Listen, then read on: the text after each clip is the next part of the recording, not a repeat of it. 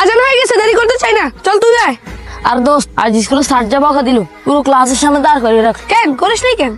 আর দোস্ত মোবাইলটা হাতে নিলে আর সময়ের খেয়াল থাকে না, গেম খেলতে খেলতে রাখছিস। এই জন্যই তো বলি সময়টা নষ্ট করিস না, পড়ালেখা না করলে পরে আফসোস করবি। তুই পারিস কিভাবে স্কুল পড়া নামাজ সব মেনটেন করিস? আমি সবসময় একটা কথাই ভাবি, যে সময়টা চলে যাচ্ছে এটার কখনো ফিরে আসবে না।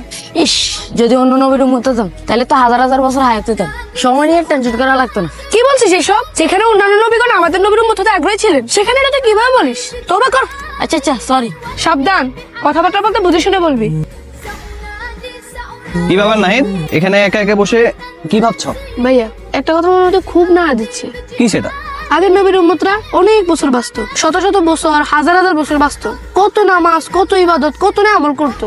আর আমাদের নবীর উম্মত বড় তো ৬০-৭০ বছর। এই অল্প সময় কি এত আমল করা সম্ভব?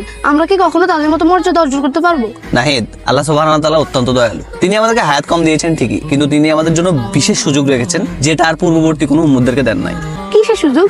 প্রত্যেক বছরে এমন একটি মাস আসে যে মাসের রাতে কয়েক রাকাত নামাজ পড়লেই আল্লাহ তাআলা পেছনের জীবনের সকল গুনাহ মাফ করে দেন।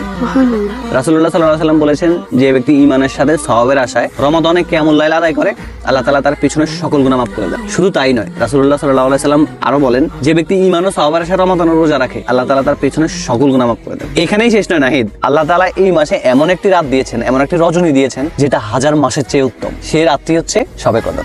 সুবহানাল্লাহ, তাহলে তো আমরা আমাদের নবীর উম্মত হয়ে অনেক ভাগ্যবান। তাই তো বলি, হায়াত কম হলেও আমাদের জন্য সুযোগ অসীম। রমাদান আল্লাহ তাআলার পক্ষ থেকে আমাদের জন্য বিশেষ এক উপহার। সুবহানাল্লাহ।